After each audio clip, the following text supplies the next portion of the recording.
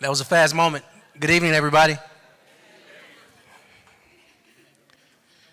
It's really good to see everyone. I want to first start for thanking everybody for taking time out of their Wednesday night schedule to be with us for this budget town hall. There are a few housekeeping things I need to do. First, by acknowledging the Birmingham City Council, who's present. In a minute, I'll yield the mic to the president, Dr. Darrell O'Quinn, who represents District 5. Bring greetings on behalf of the City Council. But in addition to that, I want to thank the residents for being here. And at a moment, let me just pause right now and do it. If you are a neighborhood officer, could you stand and be recognized? Neighborhood officer. Yeah, y'all give these people a round of applause.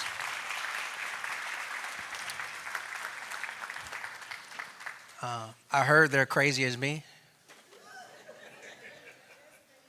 They may be crazier because they don't get paid. But I do want to thank y'all for your service. Y'all work hard, and we appreciate y'all. I also see another an elected official here who represents. Oh, yes, ma'am, Your Honor. I see another school board member here represents District 8, Sonia Smith, as well as recently retired Judge Carol Smitherman. Good to see you.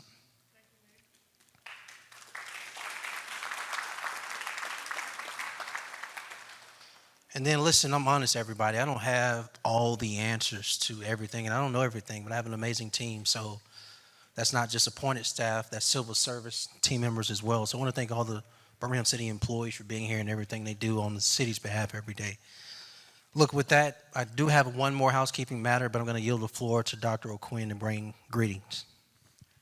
Good afternoon. Of course, you guys know I'm Darrell O'Quinn. I'm City Council President and representative for District 5.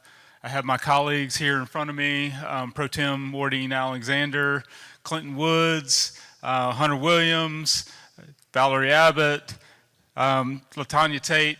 I hope that Councilor Smitherman is here somewhere. She is somewhere in the back. But I wanted to take a moment to give her special recognition because she chairs our council budget committee, and it was really her that spearheaded this effort.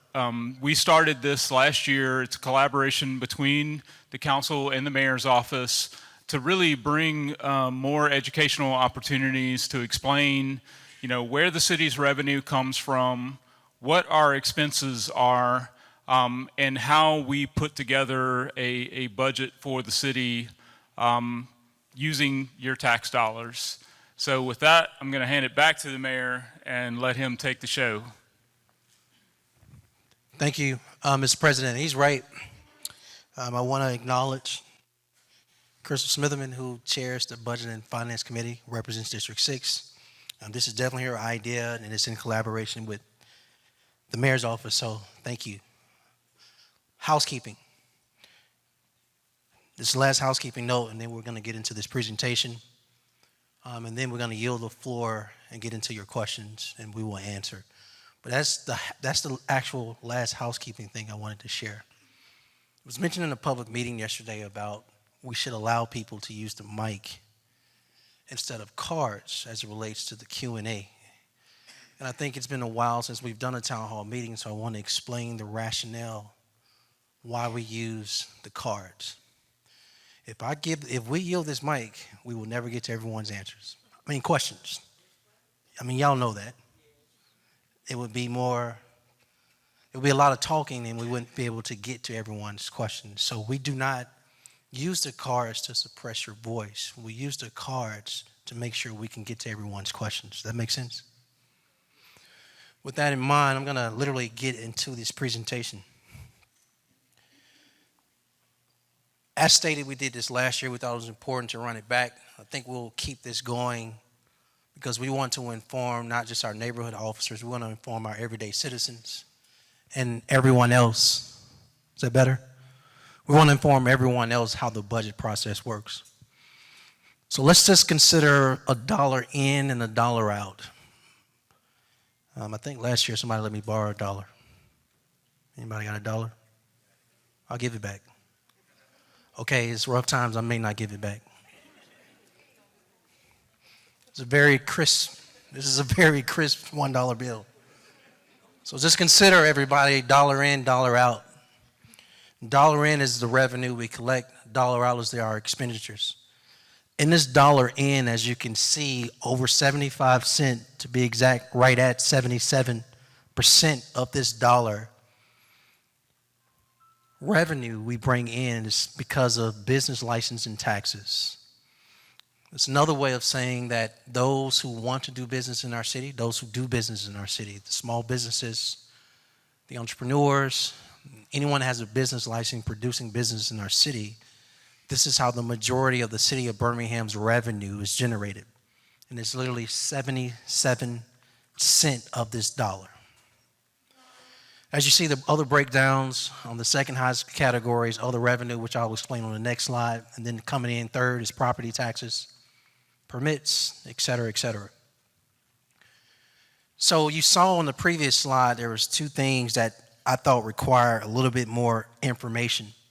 One is, what does other revenue mean, and what does charges for services mean? If you can't see it in the back, or if you all can't see it over here, feel free to move in this area. There's still seats.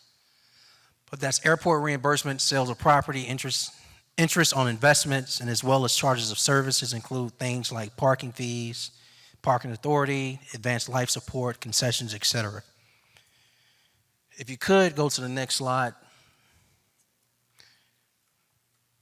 Before we detail out how this dollar is spent, we talk a lot about how what's in our decision making to make those expenditures. As we've shared and we'll continue to share, a lot of things come into play. The first thing is revenue forecast. This dollar is going to fall into one of three categories. Revenues will be up, they'll be flat, or they'll be down. In the ideal, perfect world, every fiscal year you want your revenues up so you can do more, invest more, make more things happen in communities. If it's flat, those decisions aren't necessarily the same, and you never want it to be down. And so that's the first thing we do in determining how we make decisions. Once we do that, we then talk to the people who lead these departments that you depend on. So city services, think public works, police, fire, community development, economic development, and an assortment of departments. I think 30 plus of them.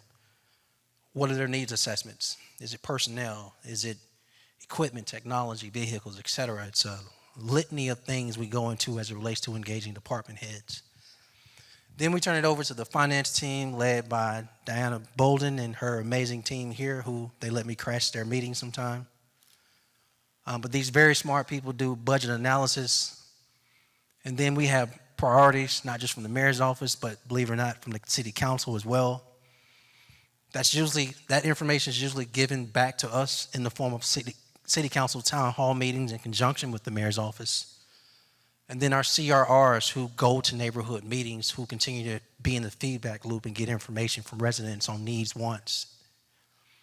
And then there's another litany of things we get feedback from, which is 311 daily calls. We get emails.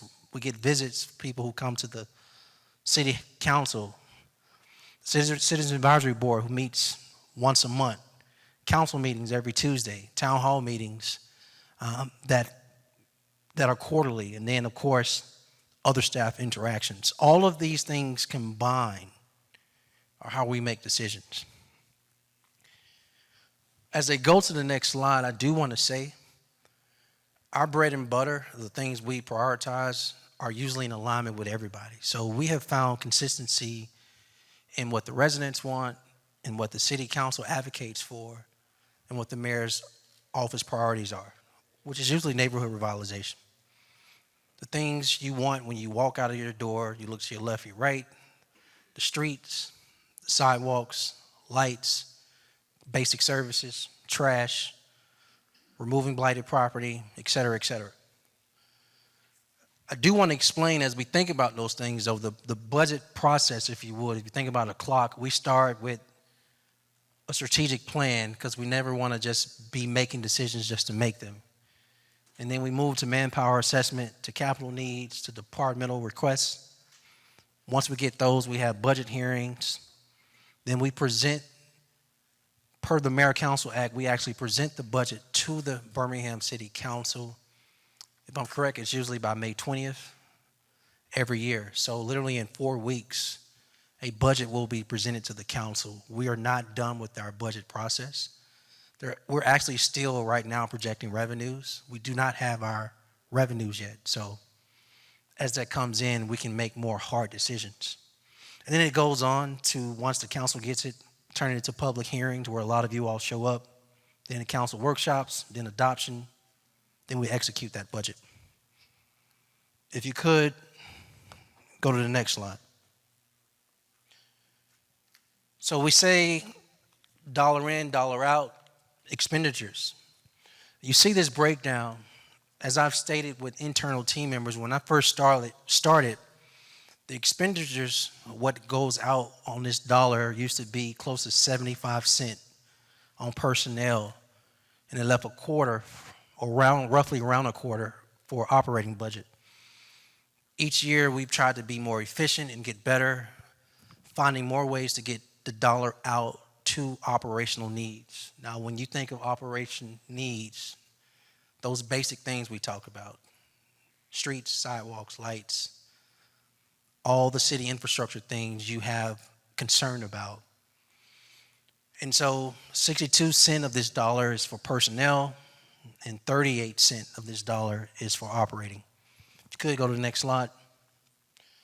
It gives you just a better breakdown, as I said, of this dollar that I may not give back because it's so nice. When you break this dollar down even more, you have a significant amount that go to city departments. Then it decreases as far as debt services, boards and agencies, transit, infrastructure, non-departmental. Now, do not be fooled by that 0.5% when it comes to youth programs. What's never talked about in these conversations is the ad valorem property taxes that the city of Birmingham collects technically bypasses the city and goes directly to the school system. Ms. Smith, I could be wrong, but I'm quite sure it's over $70 million a year. So this doesn't reflect that. This only reflects the city coffers. It excludes what goes from ad valorem taxes. Aaron's not here, is he? All right, text him if you don't mind. Ask him how much is given from ad valorem taxes to the school system yearly. If you could go to the next slide. So then again, we continue to break this dollar down in detail. This is the current budget we're in that ends June 30th. If you're unaware, with your city tax dollars, the fiscal year runs from July 1 to June 30th of each year. This was last year's budget, and as you can see, the breakdown by city department is non-departmental. Again, debt services, the details of what we give. Again, this Board of Education number, which is $3 million, is not reflective of the ad valorem taxes, which we know is over $70 million. So this $3 million is on top of the $70+ million, which I think I'm lowballing that number. I'll have it in a minute. If you could, go to the next slide. I thought this slide is probably the most important because we have this thing about, even in governance, showing receipts about what we've done with your money. These are the things I know residents care about because these are the things you not only complain about, but you talk about the most. Paving streets, sidewalks, street calming, weed abatement, demolition, recycling. So I want to just give you an example of demolition. 2019, it was $2 million in the budget, 3.5 the next year, 3.5 the following year. If my math is correct, that's already $9 million in the first 3 years. Do some more math, it goes over 12, then over 14.5 to 15 to 16.5 million over the last few years of just removing blighted property that is majority private property with your tax dollars. I don't like it. You don't like it either, but it's necessary to do. And then it goes deeper on all the other things we've done. Here's one that's still the number one complaint and the most money we've put towards street paving. If my math is correct, who's fast at math, counselors? 60. This is close to $75 million in street paving. This is 1, 2, 3, 4, the fifth line. We did $10 million in 2020, $10 million in 21, $10 million in 22. Then we went up in 23 to $15 million. We took $500,000 and put it towards code enforcement out of this $15 million. The previous year and the current year, we in another $15 million.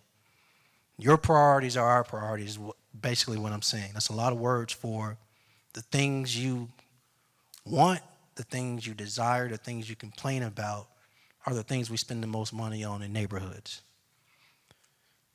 This, over the years, is about $198 million in those neighborhood things you care about. If you could go to the next slide. So this is just some of the youth investment on top of, again, the ad valorem we put in. Has he given you an answer yet?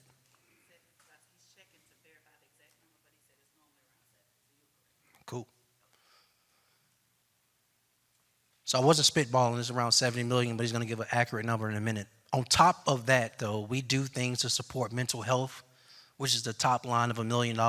You all know about the Birmingham Promise that I don't have to explain. You know about kids and jobs. For the last 4 years, we've committed to $1 million a year in financial literacy. And then we do a few other things as well around conflict resolution, which we've committed to $1 million the last 3 years. If you could go to the next slide. So fleet expenditures are really, really tough, because I want you to think about the things you all, we got to pick up your trash. That requires us to reimagine our fleet. You have uniform trash bins now, so we need new trucks, or I guess retrofit our existing trucks for the lift if that's even possible. But trucks are expensive. And they're not only expensive, it takes a long time to get them post paying for them. Where's Josh? Josh, how long does it take to get a truck once we pay for it? Anywhere from 6 months to a year and a half. So after the council approves money for a new garbage truck, just to get it on our city streets takes 6 months to a year and a half. What is the average cost of a truck? $280,000. Which is not bad. Chief Moon, where's Chief Moon? Chief Moon, what's the average cost of a fire truck? $978,000. Almost $1 million for one fire truck. How long does it take once the council approves it to get from on the streets to an actual fire station? 24 to 36 months. We are in arrears, everybody, as it relates to, we're in arrears even after they pass it, just to get it on the streets. Where's Chief Pickett or Deputy Chief Marlin? What's the average cost of a police vehicle? $80,000. And what is it once they pass? How long does it take to get on the streets? What's the average time? Up to a year. So just think about when you call for services, fire trucks, paramedic vehicles, police vehicles, etc. We continue to want to be more efficient in how we build out our fleet, but just know, by the way, those aren't the other departments. I haven't considered the Department of Transportation and other departments that need vehicles, but we want to continue to be efficient around this, but just know, even post the money being spent, it takes a while from production to get on our streets. Next slide. So Park and Rec, just over the last few years, we've invested in programs like our Safe Haven program, seniors program, summer camps. This year, you'll see us be better with our swimming pools, as well as high school football games and education programs to the tune of about $6.3 million. Next slide. So, transportation. Bob, I see you back here. I know this is one of the things you're passionate about. I'm in the way. Sorry about that. This is just a breakdown of what we give to the BJCTA via Birmingham On Demand, ClassTran, and the BRT system.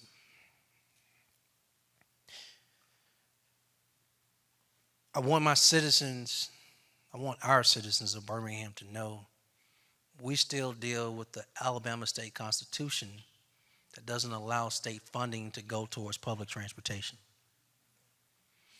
So it is a local struggle and a local burden as it relates to how to get more resources towards more efficient transit, public transportation, where in a city like Birmingham, where we have a significant amount of our residents who are working class, need public transportation to get from point A to B, or people to get from their home to their doctor's office or from school to home.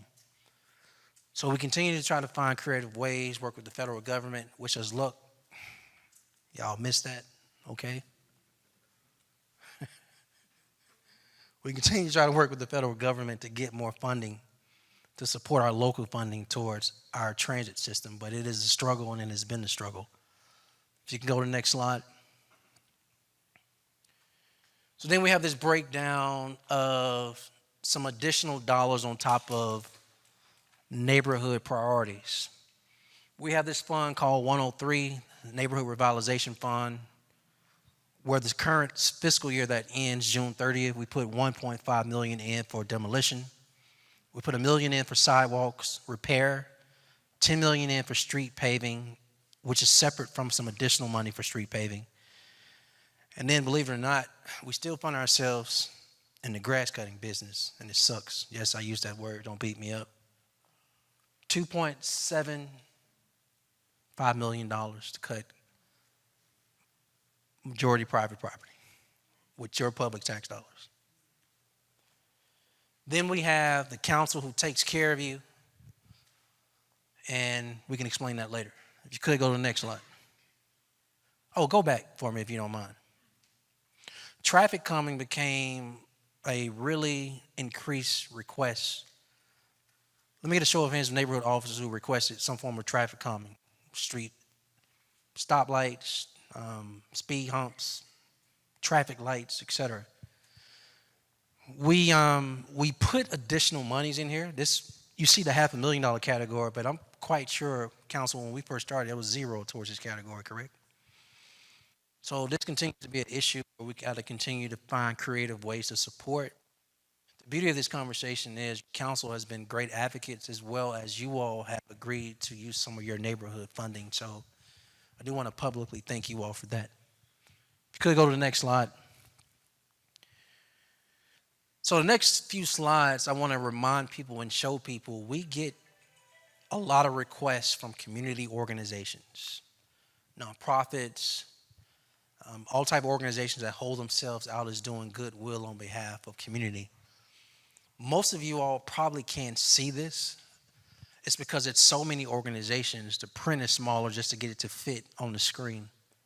But this is about $9+ million for organizations funded by some of our community development block grants. And it ranges from things dealing with homelessness to those with disabilities, to youth organizations, to dealing with domestic violence, and for victims, and the litany of things from workforce development. I don't want to start naming because it'll take a while to name every organization. The point I want to show you is that the city of Birmingham and the city council has been committed for a considerable amount of time of making significant investments in organizations that support community. This $9.3 million is not over years. This is just this one current year that ends June 30th in all of these organizations. If you could, next slide. This is the same, so the previous slide was from community development. Economic Development Department, IEO that is, does something similar but different. And over the last 5 years, they've awarded $5+ million to 57 organizations to support small business growth, economic development, etc. You may know some of these organizations. Bundles of Hope, Burning Glass, Bush Hills Connections, Urban Impact, Momentum Leaders, etc. But again, $9 million in matching funds invested into Birmingham, as well as these organizations have served 3,500 plus residents. Again, the list you see here is over several years, but these organizations make impact in community every day with the economic development, small business growth lens. Next slide. That was it, y'all. Boom. It was fast. All right. So here's the part where Rick Journey or any other team members, when I don't know an answer, we yield the floor to the questions you have. We're not in a rush. This town hall meeting is centered around budget questions you may have, money questions you may have, how your tax dollars are spent. So don't be shy. If you have any questions that he has not collected yet, it's not too late. Does anybody need an additional card? So if you've got a question that you've already answered, that you've already written down on, hold that up until somebody gets it. If you need a card, just raise your hand and we're going to come to you, okay? So we've got folks coming. This section right here is winning in the questions, so y'all need to catch up over here. We just real quickly, because this was a budget town hall, this is a budget town hall meeting tonight, we're going to try to get through the budget questions first, but we are going to address the other questions, so just letting you know. But first off, we're going to get here, this is kind of a focus piece. This question asks about focus, Mayor, this is from College Hills. The statement is focus on trails and bike lanes and walkways. What can the city do for that and also to improve animal control through the budget?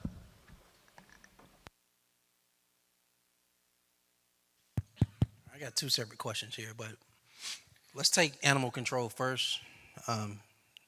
Director Yates, if you don't mind coming up first, and then I'm going to let James Fowler come up and talk about the amazing work and his team. Thomas, if you want to come with him on what they're doing around trails, I think you will find some real growth and excitement around trails and the connectivity we're trying to make in our city. But Director Yates on the question around animal control. Good evening, everybody. So in regard to animal control, this past budget cycle, the City Council afforded us 2 new animal control officer positions.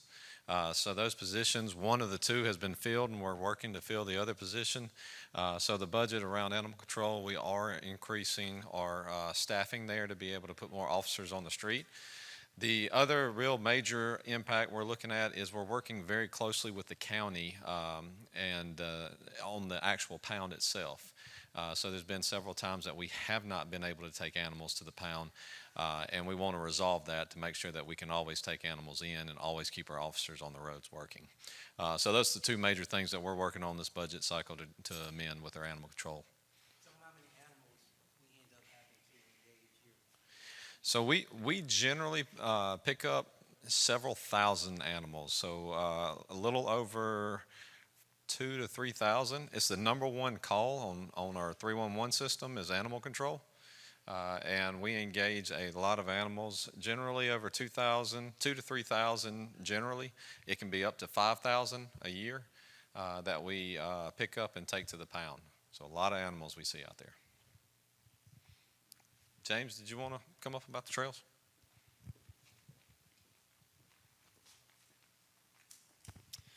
Thank you. And again, my name is James Fowler. I serve as the director of the city's Department of Transportation.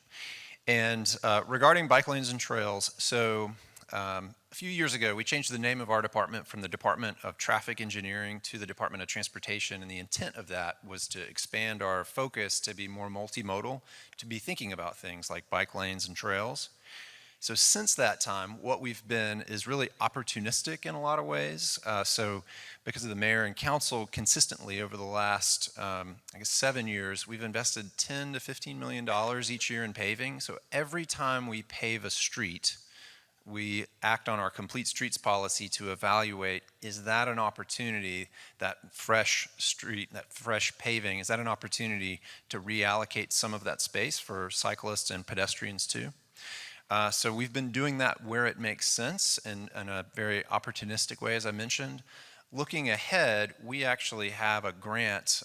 It's a Reconnecting Communities grant. It's $1 million. So later this year, be on the lookout. You'll hear about us advertising. We want to use that money to develop a new citywide transportation plan. So that's a very future-looking vision for where we'd like to go as a city. And a major part of that, we're going to talk about not just bikes and trails, but transit and walkability and vehicular access as well.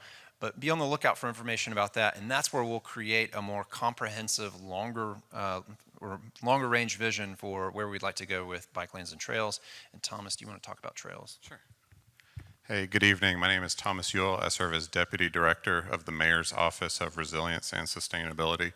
Just a little background on how a lot of our trails actually get built.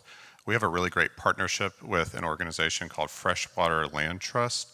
We work with them to actually plan out and design the trails and build the trails.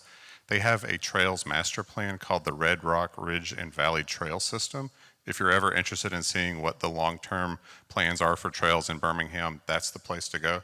And once we work with them to help build that trail, they turn it over to us and we maintain it, we manage it. So. Thank you, gentlemen. I want to make a couple notes. One is thanking the council for their very hard work on all the topics you just heard. Animal control has been extremely hard, and I think what we have in Birmingham is some bad human behavior. That people are just not taking care of their responsibility related to, unfortunately, their animals, and it's taxing, and it causes a lot of strife in community. This council has been working hard towards, they've been working in partnership with the legal department to see what does a new ordinance look like that has more teeth from holding people responsible, animal owners, as well as accountability. And so I'm encouraged by their effort. That's one. Here's two. Complete Streets was definitely led by this council. And I think change is hard for a lot of people when you start seeing bike lanes or how wide our city streets are, and then we pave a new street and then the new design shrinks. But the design is very intentional. Turns out that our public right-of-way is not just for vehicles only. It's for walkers and bikers and public transportation via our buses and BRT, et cetera. So when we say complete streets, we want our streets to work for all forms of transportation, not just one. So I know that change is hard, but it helps. On the trails piece, I just did a walk today in Lynn Park with some kids. The point I'm making is we want to promote health and wellness at City Hall and in community. One of the best ways to do that is to continue to work on our connectivity and invest in walking trails in our cities that enhance and complement our existing parks, and just making sure our city is connected, because other cities are doing this, and you see the benefits and the spill out of not just health and wellness, but you also see it from the standpoint of, you also see it from the standpoint of economic development opportunities on these trails, as well as housing opportunities on these trails as well. Rick, what's your next question, sir? Yes, sir. I'm kind of bundling this because I've got a few, so I was trying to get them all at the same time. We've got a few questions that are all related. And I know we have our one of the neighborhood officers that you reached out to was one of those who asked it, but can we see an increase in neighborhood allocations be added to the budget from the 2,000? Currently, some of those have been, can we see it up to 14,000 if I'm reading correctly, or 5,000, and then some have said we've seen a decrease in the last 10 years. Yeah, so the number you got has been pretty consistent before I got in office, and it's remained the same. Now, this is a question every year. I know I have a lot of neighborhood officers in here, and I know y'all know I'm very honest with you. You know, some folks will get in your face and promise you some things and won't yield, so I'm straight. Now, every year I stand in this room in any style town hall meeting, not just budget town hall meeting, but the meetings we have. And we go through this list of all this money the neighborhoods are sitting on. Collectively, I've forgotten a number, Rick, but I think it's over 3+ million. It may be closer to 4 now. So we struggle with the sense that, how do I say this? Departments can't keep their money. They got to spend it. And if they don't spend it, we get it back. Neighborhoods, it's not the same, but you get money, and if you don't spend it, you get to keep it. And then for not all, but for some neighborhoods, the money just sits there. Now that's one issue. Here's a second issue I've struggled with, but I don't pick a fight. We also track how money is spent. And what we find, y'all know what I'm about to say, because it's been consistent every year. The majority of the money is spent on the following things: Noosa. It used to be the King Breakfast. And the third thing is Fun Day. Now, I want to be very clear. These are three things I support. But I've had not one, I've had multiple counselors say, hey, the issues you're concerned about, with their money, they're willing to match it with your neighborhood funding to do a project or remove something or enhance something. And I won't necessarily say they get pushback, they just get silence. So it's not a matter of not wanting to give more money. It's just a matter of, just like departments, they have to justify why they want something more. And it's hard when money's either not being spent or what it's being spent on, because it's all public information, no different than departments. As far as the request of increasing to 14,000, I'm honest, I'm not going to be able to do that. What's the next question? Okay. And I know that's an answer, by the way, that y'all don't like. We have the type of relationship over the last few years. We talk very plain to each other. But I think we're willing to be open if we see behaviors change as it relates to what the money is being spent on.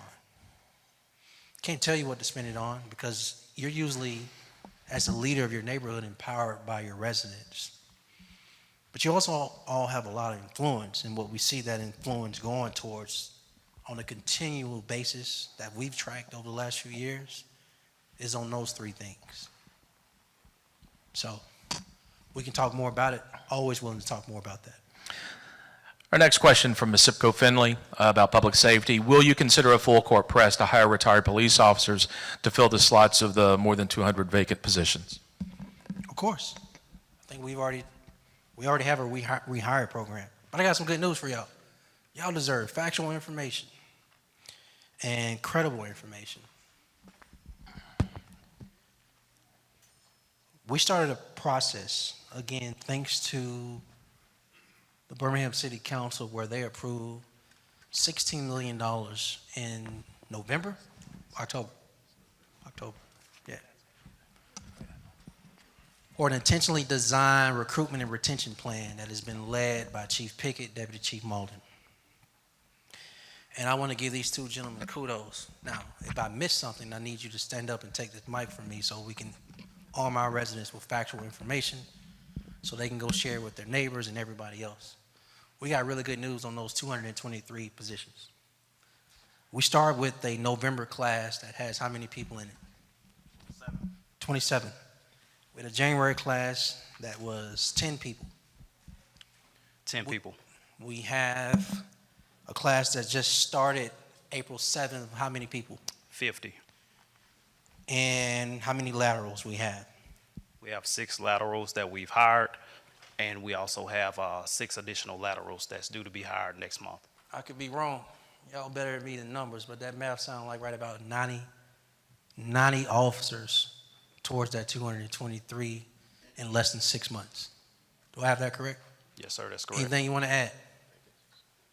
So we have about, right now, 165 to 170 vacancies. All right, so as you see, that 223 is going down to 165. And we have 50 officers in the current class that started April 7th. I'm sorry, 50 cadets, 50, what's the correct word? Recruits. They're gonna correct me. 50 recruits that just started April 7th. Hasn't even been an entire month. And then the next recruiting class is July. Do I have that correct? And then the following class is November.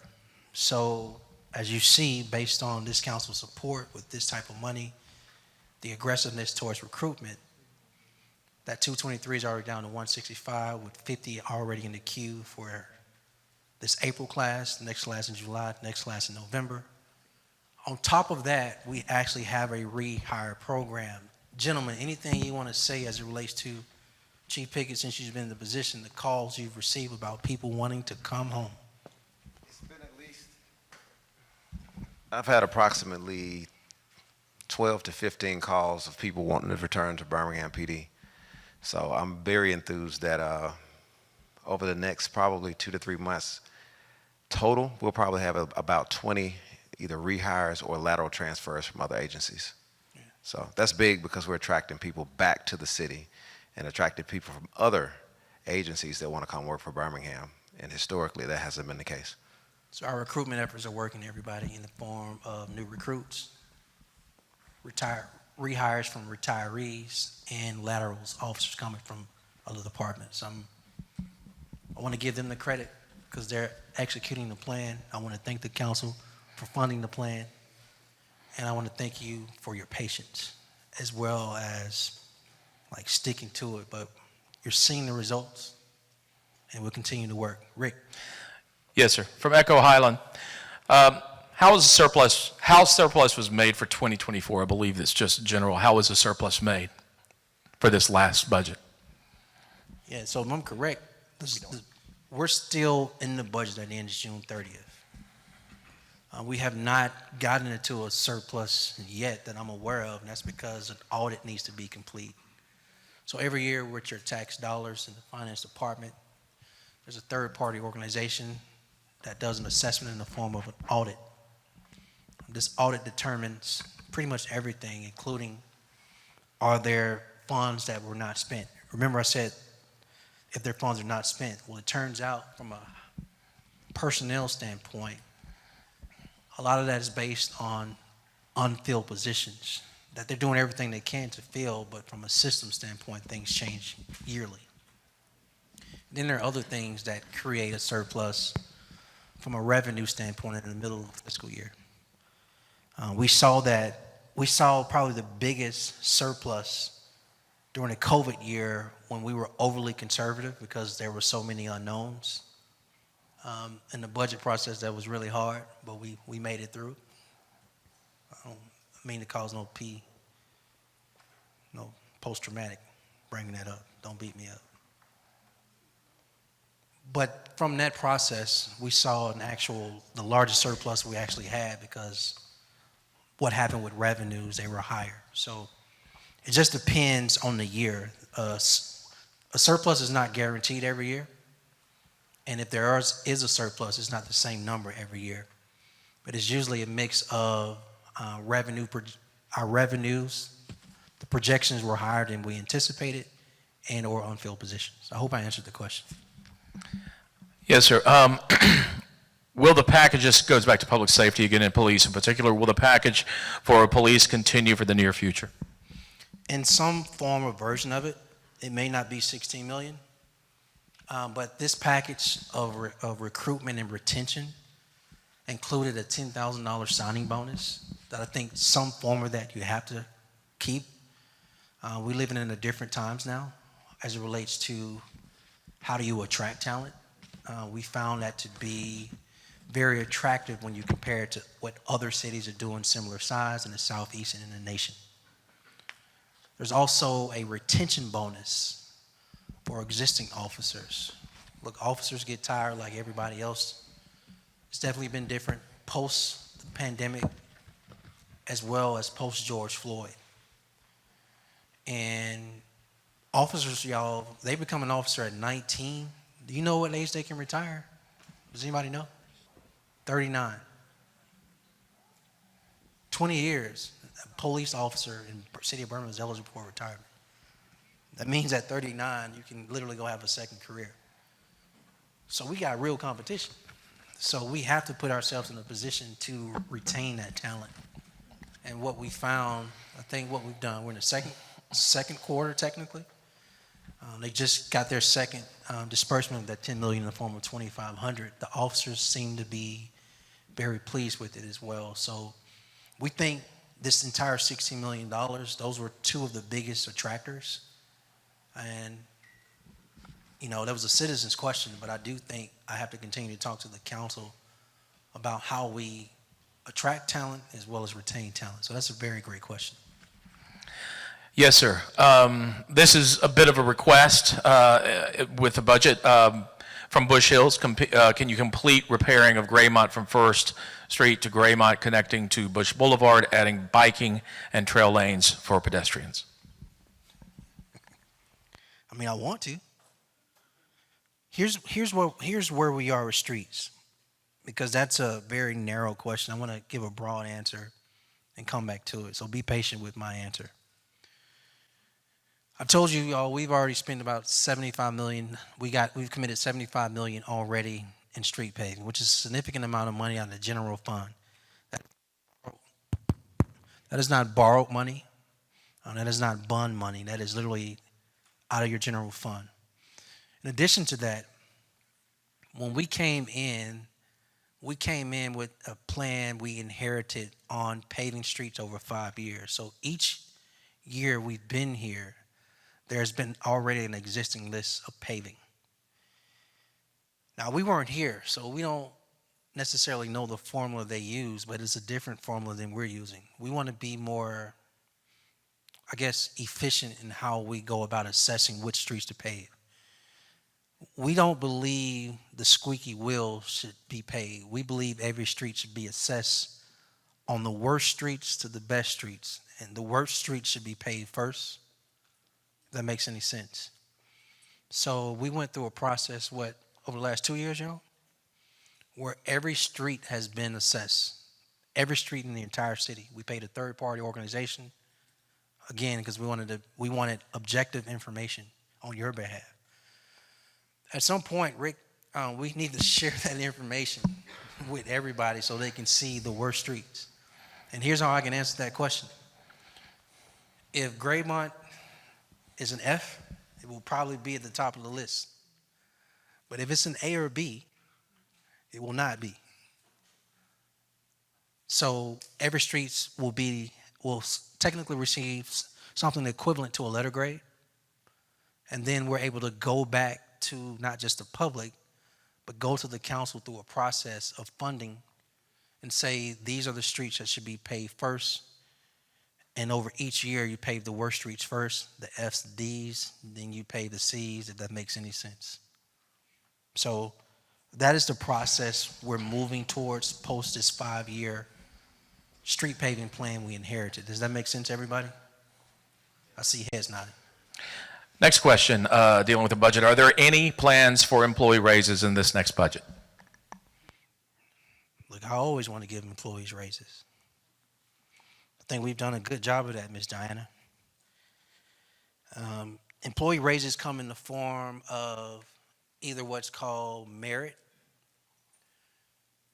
where you have to be a city employee for a while, plus you have to be assessed by your department head or your, I guess, supervisor to assess if you deserve that merit. That merit raise is 5%.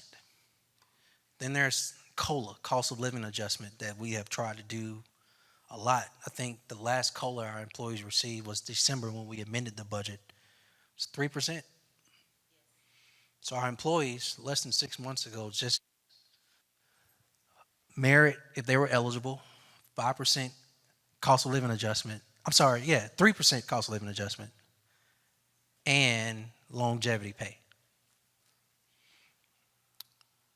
We try to give merit.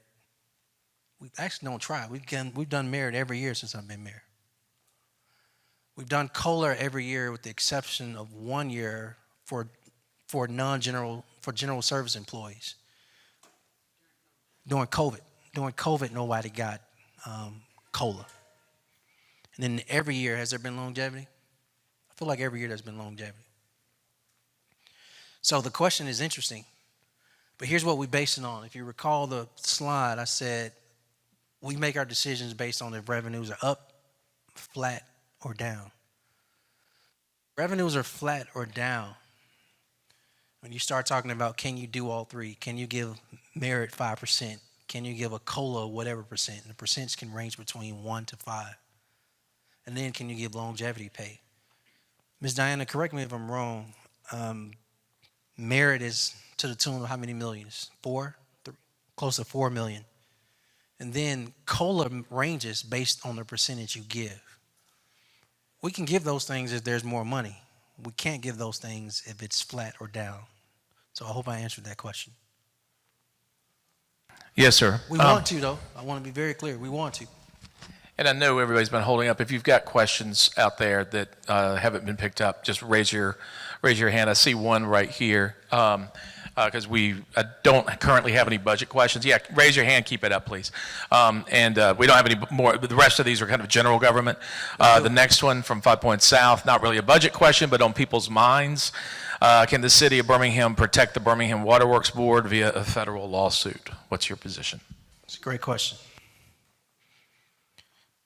The City of Birmingham does not control the waterworks. The City of Birmingham sold the waterworks as an asset in 1999. Bob, I got the year right? You can say yes or no. Close. What year was it sold?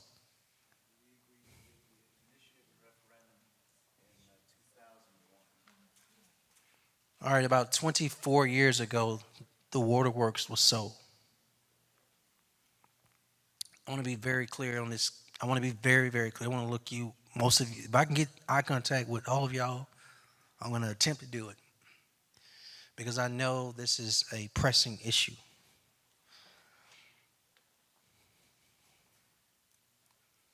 The waterworks customers is currently made up of 91% residents of Jefferson County. I'll say that for you again. Out of 100% of the customers that use the Birmingham Waterworks, 91% live in Jefferson County. 91%. Of that 91%, 40+%, I believe, of that 91% are citizens within our city limits.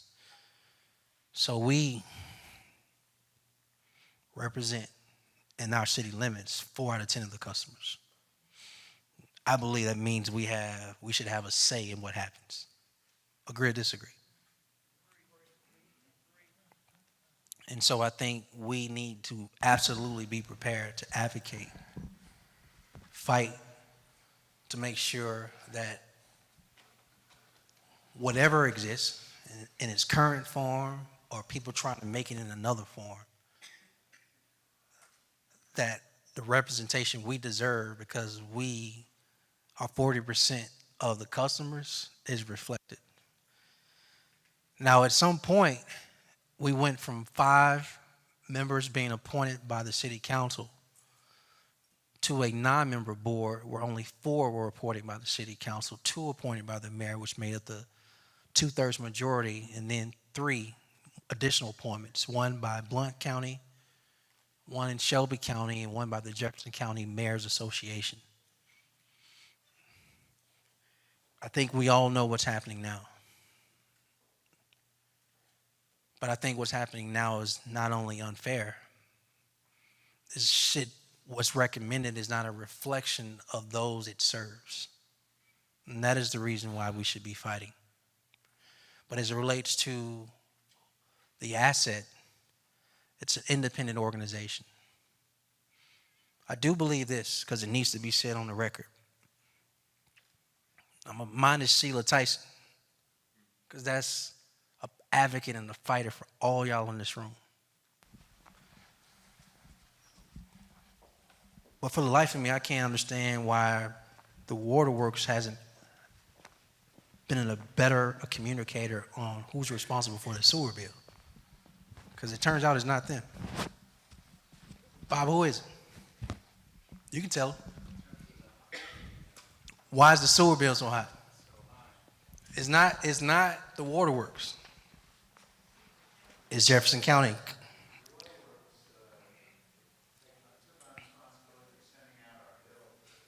And never got compensated by the county for the amount that they actually spend on doing that. There were attempts to make that percentage higher, but the waterworks often gets blamed for the height of the sewer bill. But as you correctly point out, that's a county problem. And the county, of course, has taken us around the world twice on the bankruptcy settlement, on the sewer debt settlement. It's been, but the waterworks is kind of upfront taking the punches. Yeah. All right, Ova answered that. Rick, what you got? Okay, how do we get more funding to create a multi-use space in the park and other neighborhood parks going forward? This is from Fountain Heights. That's a great question. So Fountain Heights actually has a newer rec center, a newer recreation center. Amazing facility with actually existing amazing programs. Shanae, was Shanae in here? Has been anybody from Park Board in here? No worries, I'll take the question.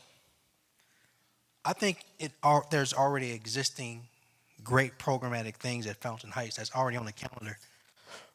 I think we need to do a better job of sharing that information, not only with Ms. Lyons, who's the neighborhood president, but finding ways through various communication channels to get the information out on what's already programmed. Now, if residents who live in Fountain Heights have an idea on additional ways to program that facility, which again is very nice. We've done events there as a city, multiple events there. Let us know. You can communicate that information to the Park and Rec Board, Ms. Shanae Bennett, who's Executive Director of Parks and Recs. They are open to ideas all the time on how to increase opportunity and programs for our rec centers. Now, I have an idea that is well beyond that question, Rick, but it is worth sharing. One of the things, and this is directly to our neighborhood officers in this room, residents who use these facilities. At some point, we gotta take control and really fight this legacy of segregation. Now, that's worth explaining because you probably mean, what are you talking about? Well, if I get off the 20th Street Inslee exit, and let's say this piece of, you all can see it here. This tape, let's say, represents 20th Street Inslee. Then we all know this was a dividing line based on race, black and white. We literally know Inslee High School was on this side, Inslee Park, Inslee Rec, Inslee Library. And on this side was Western Olin turned Jackson Olin High School, East Inslee Library, McAlpine Park, McAlpine Rec Center. Like, we know that, right? And we know why. And so in 2025, you have less of a population in all of Inslee. You have less foot traffic in both libraries. You have such a decrease in the population, the school system made the hard decision, closed both schools, built a new one, and called it Jackson Olin. You have less foot traffic in the rec centers. So I have a thought. Mr. McCall, I don't know if you've ever heard me say this, but it's worth sharing with you because this is your area, sir. So I'll just say it out loud. I say we keep both rec centers, but reimagine the use of them. Maybe one can be retrofitted for only seniors and our elders as a space for them to be programmed out for what they want to do. And the other can be used for youth sports, youth activity, and recreational only. So you're not necessarily closing them, you're just reimagining how they're being used. But for the libraries, I'll just say it, sir. I think Inslee deserves one library that's brand new. Both facilities are overly outdated. It's a money pit to throw them in both. I'm cool with the new one being on the east side of Inslee because I know that's your first love. But I think Inslee deserves a new library, and I think when I say the cost of segregation, a duplication of services where it no longer benefits us, we should invest in a new library downtown Inslee needs to be on the east side of Inslee. That's a thought. We can talk more about it. I said it out loud. Don't beat me up. Just sharing my thoughts out loud. Yes, sir. This one is, bear with me a second. I got a lot of writing I'm trying to get through. This one is related to Dennison Avenue on 15th Place Southwest, utility repair contractors. Oh, okay. Utility repair contractors often will come into these areas and do work right after the city has done work. You can stop right there, Rick. Yeah. I say we Yeah. beat them up. That's, yeah. I say we join forces and we hijack their trucks. Y'all down? You down? Thank you. I got one brave soldier. I am joking and I'm being serious at the same time because they get on my nerve. And I know they get on yours. The team, y'all, we pay so much money to pave streets, and you know what they do? Y'all sure y'all don't want to beat them up? All right, so here's the deal. This council is very mad about it. I have a legal department here. James Fowler, how many letters have we sent? You want to tell them kind of what we tried to do on our engagement with utility companies so we don't have to like beat them up for real? I do. There's a good bit of work that happens behind the scenes that folks don't see in terms of conflicts avoided. So with all the paving that we're doing, with each of those big packages, before we publish it, we send it to the utility companies. And so there's actually several. It's not just Waterworks, but that's Spire, it's AT&T, and many others. And we get their comments back in terms of what major projects they have planned. And we actually make a lot of adjustments to our lists based on the feedback that we get from the utility companies. And so that actually saves a lot of conflicts that you don't see necessarily. But even still, that system's not perfect, so we'll send it to the utility companies, but even still, sometimes they'll come back and work on some sort of project that they should have caught, that they did not catch. But there's a lot of conflicts that are avoided that you probably don't see. The other thing that happens is just we are a big city, we're an old city, and that infrastructure that's underground, even though, I'll take the Waterworks as an example, even though they have a huge replacement program underway, so many, many, many millions of dollars are being spent every year in replacing water lines, they still can't replace water lines fast enough that we don't still have old pipes in the ground. So I'll use my street as an example. It was repaved 5 years ago, but the old water line is still under there. So there's still a lot of emergency leak repairs, just using Waterworks as an example, but Spire and others make those repairs as well. So unfortunately, just the age of our infrastructure leads to still a lot of emergency leak repairs. We try to follow up behind them and hold them accountable as best we can to get them to fix those. They fix some of them really well, and then some of them they don't. But the volume of those is just huge across a city our size and a city of our age. Thank you. Now, here is what I have a request for you all, because I know I got some folk here who got some real serious neighborhood watching you. If you see a street that has been paved, and you see a utility company come in and like jack it up, and then when they pay a contractor to redo it and it's not done the way you know it is because you ride on that street or you walk on that street, please let us know. You don't have to beat them up, you just let us know. And we have a process where we can hold them accountable, and literally either they can send the contractor back out or a different contractor, or not ask us for new permits, or we can hold their permits until they fix our streets. Y'all cool with that? All right. I got a statement to make before Rick goes on. I'm gonna imagine, because you're here, everybody was safe during the thunderstorm today, right?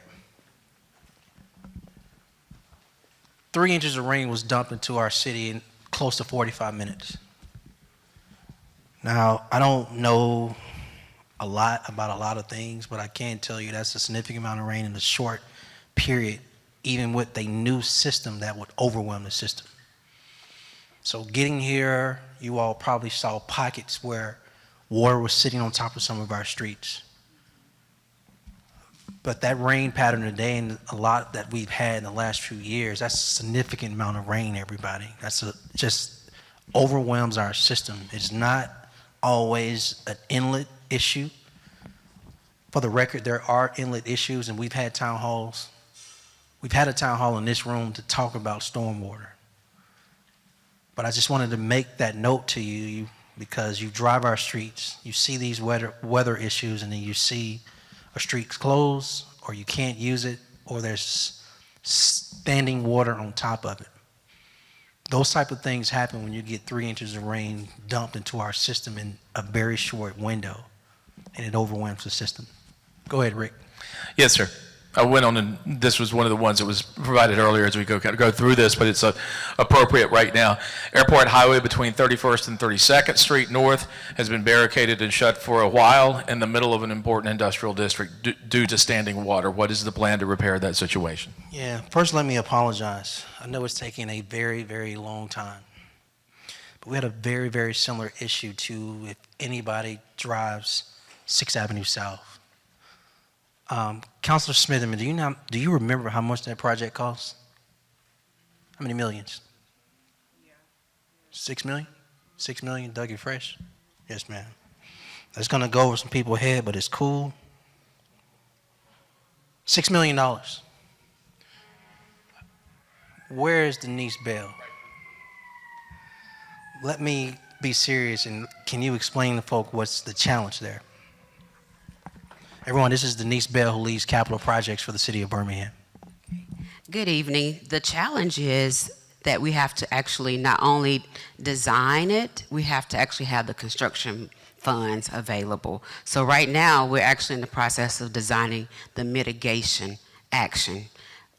We should be finished late fall of this year, but again, as you heard earlier, $6 million for 6th Avenue. You're going to have about the same for Mesa Airport. Yes, sir.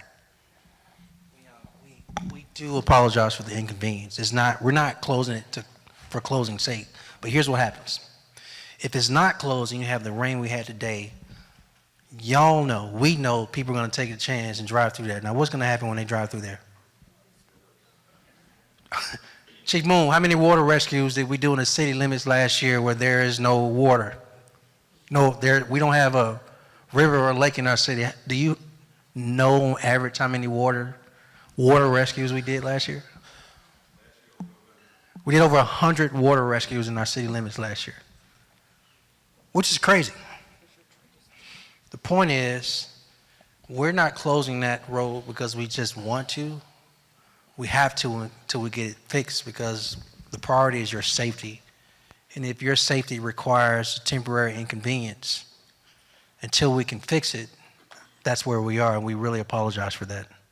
I did not fully answer your question. So we cannot stop the water. In dry times and rainy times, we cannot stop the water. If you notice in the last 5 years, even in a drought, we've had water there. There is a problem with the system. We cannot stop it. We have to design a solution. Therefore, for your safety, we had to close it.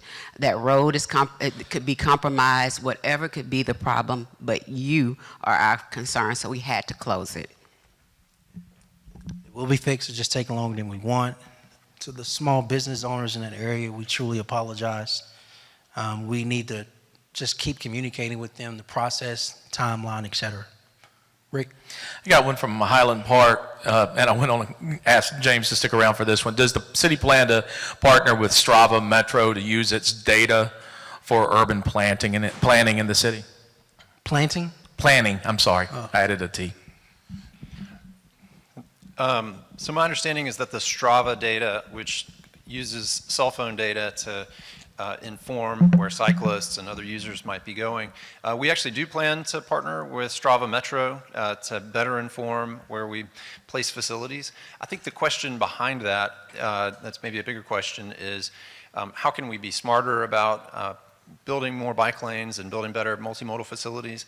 And I'll lean again on what I mentioned earlier, which is later this year, be on the lookout for us to kick off that transportation master plan across the city. I think that's a great opportunity, one, for us to incorporate data like that, but two, to incorporate a lot of people's input and how to set that long-range vision.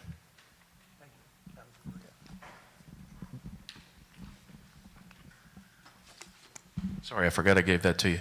Redmont Park, I think I'm asking this correctly. I'm reading it, but I want to make sure. What steps are being taken to avoid the blighted property removal leading to gentrification pipeline in terms of spending? So I think it's a couple of questions. Yeah, I don't even know what that means. If I may, so let's start off and talk about what steps are being taken to avoid, to deal with blighted property. It may be a process thing as far as blighted property goes. Yeah, so blighted property is a process. We live in the state of Alabama, and it turns out if you are a decent homeowner like majority of people in this room, a slumlord, an absentee owner has the same rights you have. There's no distinction between a person in the state of Alabama, meaning the city of Birmingham can't just roll on private property and just tear it down. It's an entire process. Ms. Thomas, is Artemis here with you? Artemis, this is an amazing time to tell these amazing people the process, how long it takes, et cetera, as it relates to blight removal. Rick is going to share his mic with you. Everyone, this is one of the smartest people on our team who literally is leading our effort, very aggressive effort, to remove blight in the city. Currently, it can take from 4 to 6 months to remove blighted property.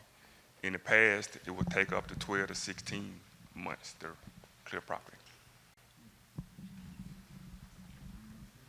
Okay. All right, thank you. Mr. Willis. So, for the record, before he goes on, we've gotten that process down to 4 to 6 months. What happens is we continue to remove blight, and then because people are not taking care of their property, the list never goes down. So as soon as we get these properties demolished, another batch pops up. We get those demolished, another batch pops up. Blight removal is an issue, but as you see outside of street paving, I think it's the second, weed abatement in order, street paving, $75 million, so close to it. Weed abatement is second to the tune of millions of dollars, and then coming in third, I think at over $15 million in blight removal. So I want to be very clear. It is something we prioritize because it's been a priority to you. We're tearing the blight daily, weekly and monthly. We have a weekly call, Artemis. How many properties have we removed just in the last week? 11. We've removed 11 blighted properties in the last week. Next week, the number will probably range somewhere between 6 and 8. We have found that there's an arsonist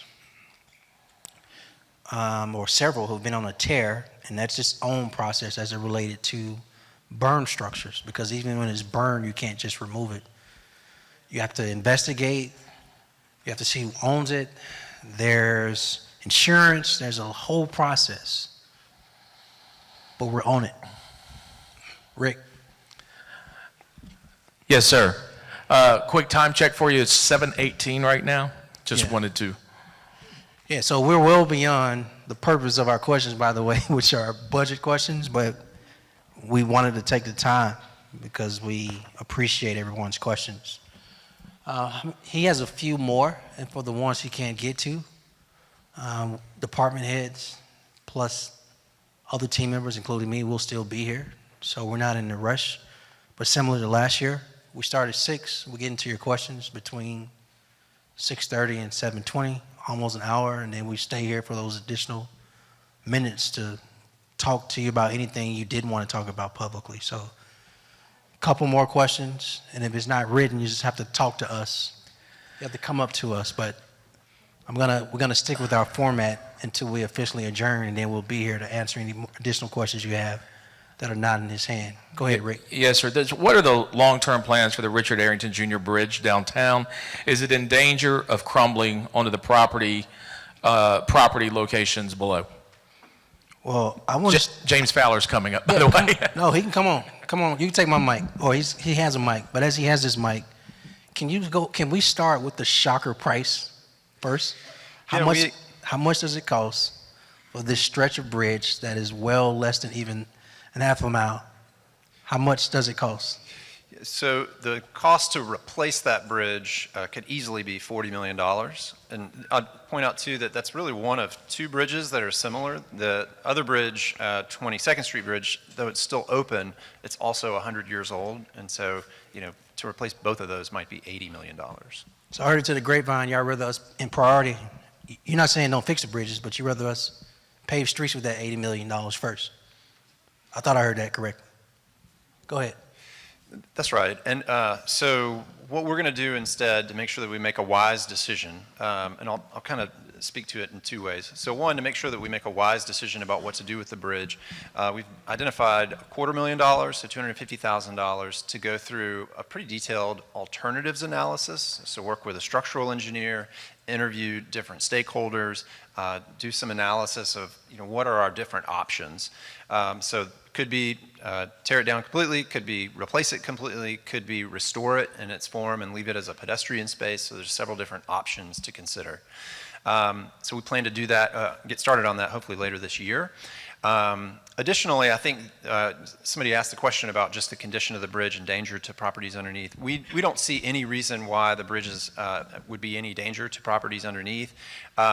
I realize it probably raises questions that it's closed about its safety, but the reason that it's closed is not because it's not safe to be on, but what causes damage to bridges and roadways is heavy vehicles over time, and we did not have a reliable way to really keep heavy vehicles off of that bridge, so we can't just have a police officer that lives, at that bridge and is watching it all the time. So we felt like the safest thing to do was to just close the bridge to stop any further condition, wear and tear to the bridge, and preserve its existing integrity while we figure out what to do with it long term. Thanks a lot, James. And this is dealing with, I'm asking the same question, my apologies. What is the projected future plans for the Crossplex besides the Fun Center that is currently in the works?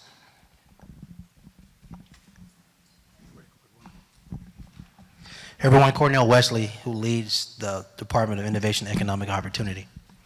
I guess I think it's important to start with the Family Fun Center because that's an actual big deal that will take a while, and then you can go from there. Well, I know everyone's concerned about the delay. It's just a matter of making certain that we're doing it the right way and ensuring administratively and from an accounting perspective that when we engage in construction and invest in the space that we can account for it. So stay tuned. We're very, very, very, very, very, very, very, very, very close. Yes, and so the contents of the Family Fun Center are a bowling alley, a skating rink, an esports gaming facility, community meeting rooms, table games facilities. Outdoor, you will have pickleball. You will have a mural wall that gives homage to the city and its history. So we're really excited about the elements that it will present.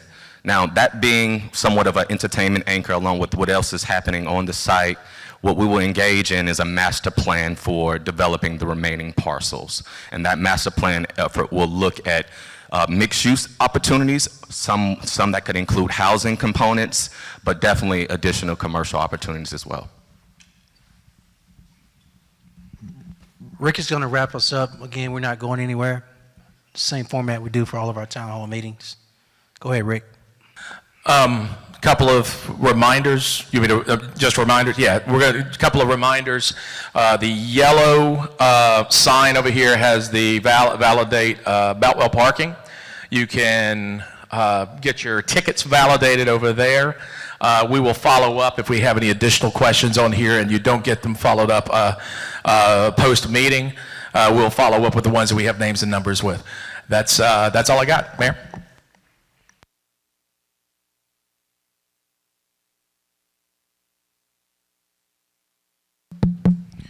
I want to end how I started. I want to thank everybody for being present. I want to thank the Birmingham City Council for just being great colleagues. I appreciate the relationship we have and the commitment they have to the community and their neighborhoods and the city as a whole. That's one. Two, I want to thank our neighborhood officers for being present, and then our citizens from all over the city for taking time out of your Wednesday night schedule. Excuse me, sir. And then I want to thank everybody for being here. So here's the deal. Have a good night. We're still here. We're not going anywhere. Come see us if you have additional things you want to talk about.